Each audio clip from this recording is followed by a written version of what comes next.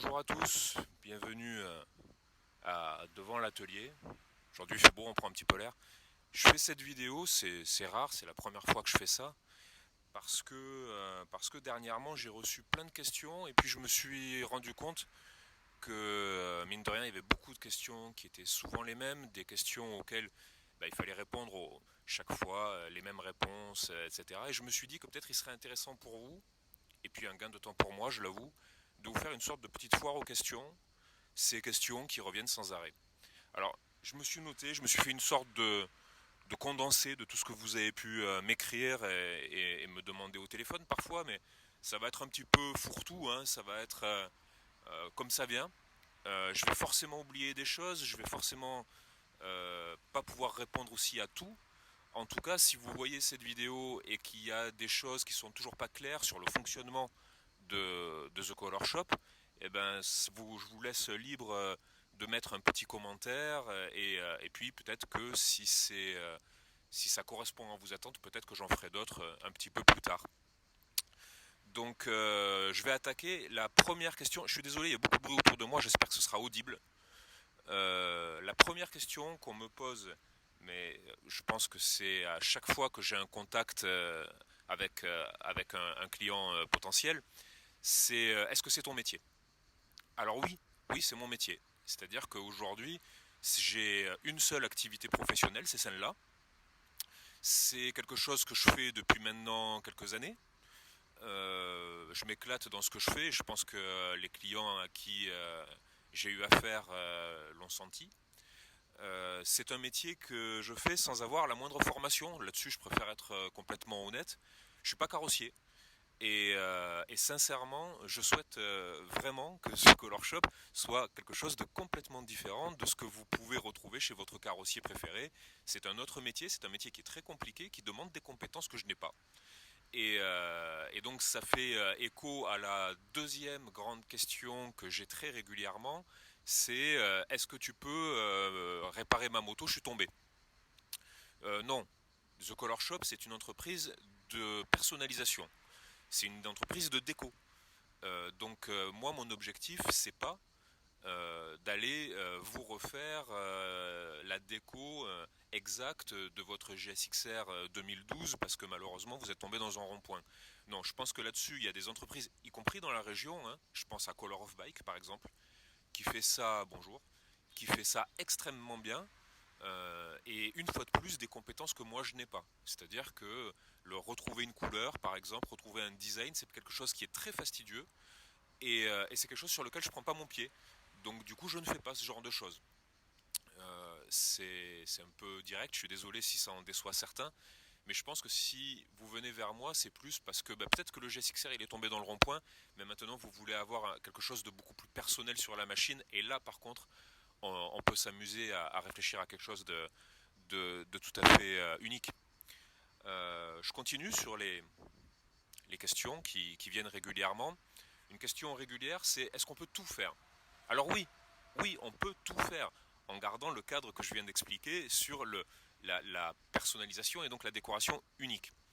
Il y a certaines choses qui sont forcément plus difficiles, il y a certaines choses qu'on n'est même pas censé faire, mais on peut trouver des solutions et oui, franchement, là-dessus, et c'est un truc que je répète systématiquement, ne vous mettez aucun frein dans les décos que vous souhaitez avoir parce qu'on peut aller très très loin dans la personnalisation.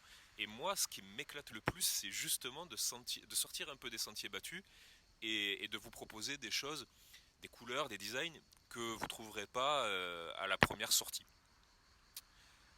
L'exemple, c'est les réplicas.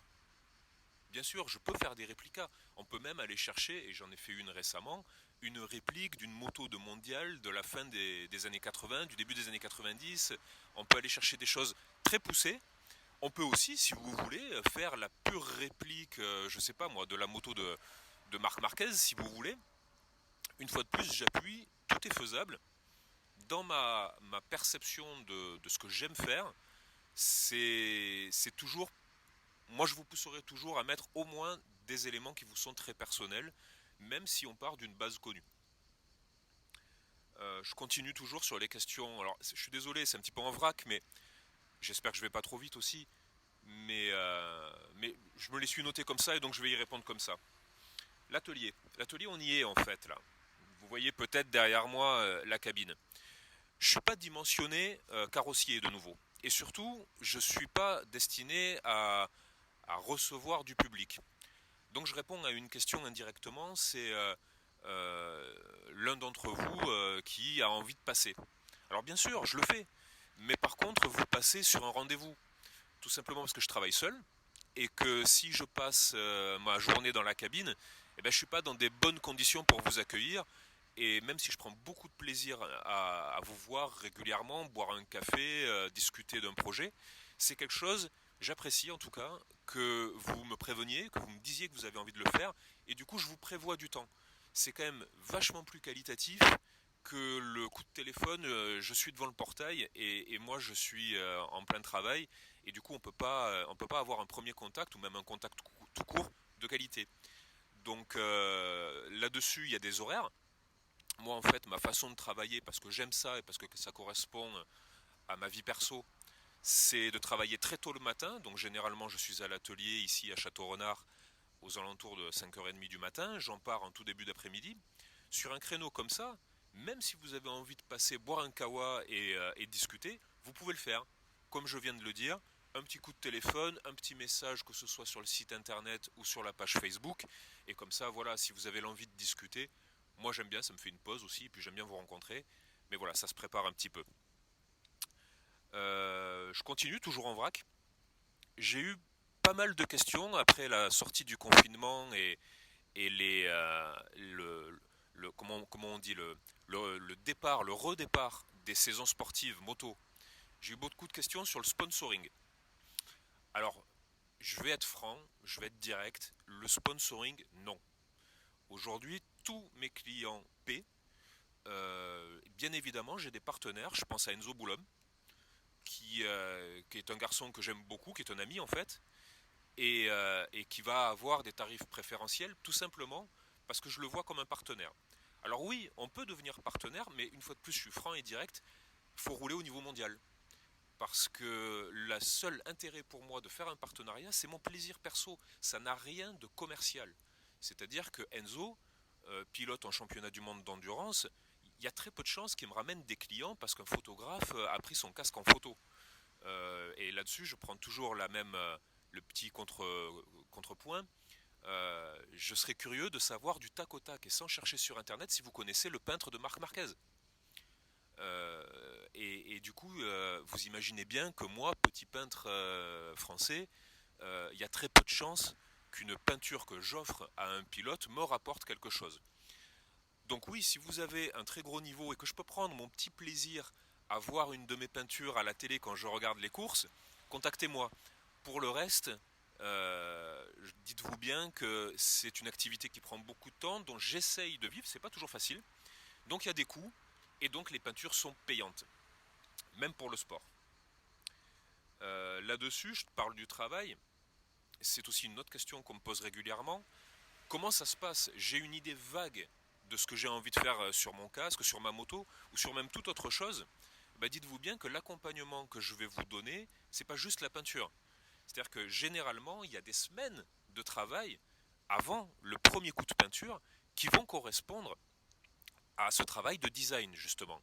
Je peux vous aider, je travaille également avec des designers dont c'est le métier et qui sont bien plus forts que moi, mais je peux vous aider, parce que je suis quand même pas trop nul, sur ce travail de design en vous proposant des maquettes, qu'on travaille ensemble.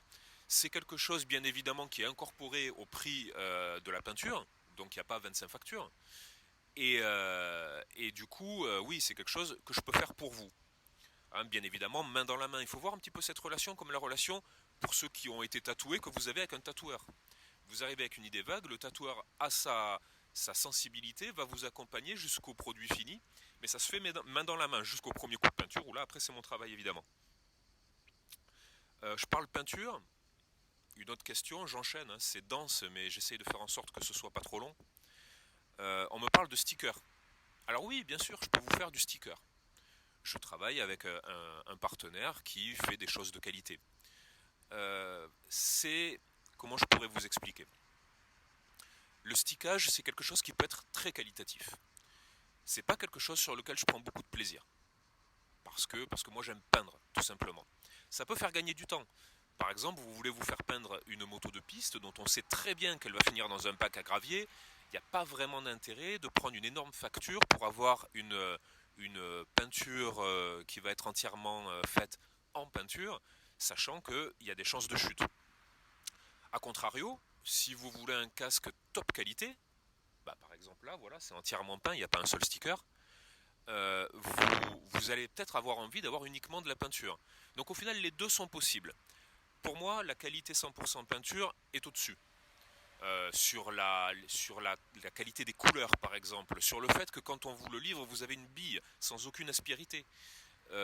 Mais bien évidemment, c'est du temps, c'est de l'argent. Donc c'est des choses qu'on va discuter au cas par cas en fonction de vos besoins. Une autre question, une fois de plus, une question qu'on me pose très souvent, et sur les casques. Est-ce que peindre un casque, c'est dangereux pour ma sécurité? Non, ça l'est pas. Je vous demande si les meilleurs pilotes mondiaux se permettraient de prendre le moindre risque pour leur sécurité vu les risques qu'ils prennent. Non. Par contre, il ne faut pas faire n'importe quoi. C'est-à-dire que l'une des étapes les plus cruciales sur la peinture de votre casque, c'est la préparation du casque. Parce que oui, on peut peindre à l'eau, aucun risque pour le casque, on peut peindre solvant. Moi par exemple, je peins solvant. Mais quoi qu'il arrive, on vernit solvant. Et le solvant, c'est ce qui est dangereux pour le calotin, la partie en polystyrène qui est dans votre casque. C'est pour ça qu'on protège ce calotin et qu'on le protège avec beaucoup de soin. Là-dessus, moi, je me sens bien évidemment responsable de votre sécurité et c'est quelque chose sur lequel j'apporte une importance primordiale. Et c'est pour ça que je vous dis qu'il n'y a aucun risque à faire peindre un casque. Autre légende urbaine que j'entends, si je peins mon casque, je ne peux pas passer une radio avec le casque sur la tête en cas de gros crash. Alors ça, c'était vrai il y a 70 ans. Parce que les bases de peinture ont évolué dans le temps. Et il y a très longtemps, comme dans les vieux appartements, vous en avez peut-être déjà croisé, il y avait des bases plombées. Et le plomb, c'est l'une des très rares choses, la seule peut-être, qui arrête le rayon X. Ça, c'est interdit depuis des dizaines d'années. Donc non, aujourd'hui, on travaille sur des peintures où le rayon peut passer sans aucun problème au travers et vous n'avez aucun risque de ne pas pouvoir passer un examen médical avec le casque sur la tête. Donc là-dessus, je vous rassure également, les casques peints sont absolument de la même qualité d'un point de vue sécurité que le casque que vous allez acheter dans le commerce. Et là-dessus, j'enchaîne. Moi, je veux peindre, mais j'ai un casque sur lequel j'ai déjà roulé, voire j'ai un casque qui a chuté. Alors ça, c'est non, et ce sera systématiquement non. Réparer un casque qui a chuté, c'est une énorme connerie. Et je refuse de le faire. Tout simplement parce que les calotins, je ne les démonte pas. Je les protège. Je ne veux pas toucher à ça, c'est votre sécurité. Mais si vous êtes tombé avec votre casque, qui a la moindre marque... Ah, petite pause.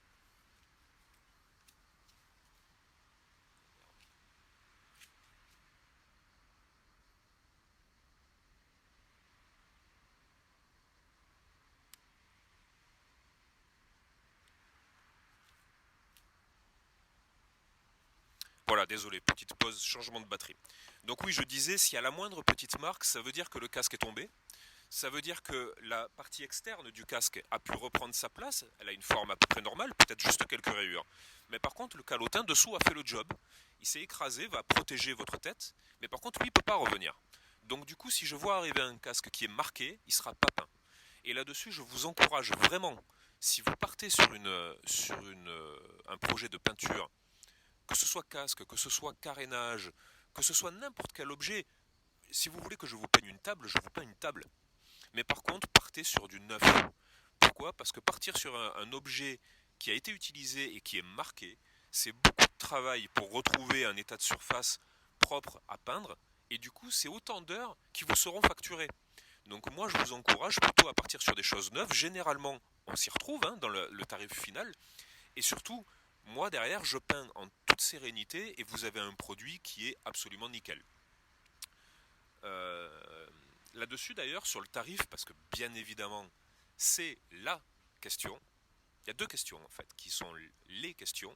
D'un point de vue, c'est d'abord le tarif et le délai. Alors, je vais la faire courte. C'est pas des prestations qui sont données et c'est pas des prestations rapides. Je sais qu'il y a des peintres qui savent peindre très rapidement, moi je suis lent. Et j'aime peindre lentement. Donc c'est bien évidemment tributaire de mon agenda, c'est tributaire de la difficulté de la peinture. Mais là-dessus, je préfère être très clair. Je ne peux pas peindre un objet dans la semaine. C'est-à-dire que généralement, pour peindre que ce soit une moto, un casque, quel que soit l'objet, faut au moins compter une paire de semaines. À partir du moment où je commence jusqu'au moment où je termine. Hein, donc tout ça avec un agenda à caler en fonction des autres clients. Et puis après le prix, la question que tout le monde me pose, je vous ai créé un outil sur le site internet qui est, je sais pas si vous, qui est là, je ne sais pas si vous le voyez, thecolorshop.fr. C'est un simulateur qui va vous demander. Alors c'est un simulateur qui pour l'instant fonctionne avec les casques et les motos, en fonction de ce que vous avez, en fonction de ce que vous voulez faire, en fonction de plein de petites options auxquelles vous pouvez penser ou qui peuvent vous donner des idées et qui va vous donner du coup un ordre d'idée du prix que ça va vous coûter. Uniquement évidemment pour la prestation de peinture, pour l'objet lui-même, c'est vous qui le choisissez chez votre marchand préféré puisque moi je ne vends pas de casque ou de carénage, ou d'autres choses d'ailleurs. Donc je vous encourage à aller faire un petit tour sur ce simulateur et puis franchement de jouer avec, quitte à ce que s'ils ne répondent pas à 100% de vos questions, vous rentriez en contact avec moi pour affiner, puisque de toute façon, il faut bien évidemment affiner ce devis. C'est vraiment vous donner une image, une fourchette on va dire, de ce que ça va pouvoir vous coûter. Et là-dessus, n'ayez pas peur, parce que moi j'ai deux types de retours. C'est la personne qui imagine qu'une peinture personnalisée ça vaut 200 euros. Non, non. Mais j'ai beaucoup de clients qui imaginent que peindre un casque ça va coûter 1500 euros et non plus. Il y a quand même un entre-deux. Moi j'ai pas mal de retours où les gens sont parfois surpris du fait que c'est pas uniquement destiné aux hyper riches. Donc là-dessus, n'hésitez pas à aller jouer avec et n'hésitez pas à me faire des retours. Quoi d'autre? Je fais un petit peu le tour de tout ce que j'ai pu me noter. Je pense que j'ai fait le tour. Alors, c'était vachement dense. J'espère que ça a répondu à pas mal des questions que je reçois régulièrement. Faut pas hésiter à commenter, à me dire ce qui manque, ce que vous n'avez pas compris peut-être aussi. Je suis allé très vite. Et de façon à ce que l'entreprise soit mieux connue, mieux comprise, et que du coup, quand vous allez me contacter pour votre projet, que pour vous, du coup, ça soit beaucoup plus simple et vous savez où vous mettez les pieds. Voilà, je vous remercie, j'espère que ça vous aura aidé. Et puis du coup, je vais m'arrêter là, c'est déjà suffisamment long. Si jamais vous voulez d'autres vidéos de ce genre, pareil, vous pouvez me le demander. En tout cas, je vous remercie si vous avez été suffisamment patient pour aller jusqu'au bout. Et puis du coup, je vous dis à bientôt. Bye.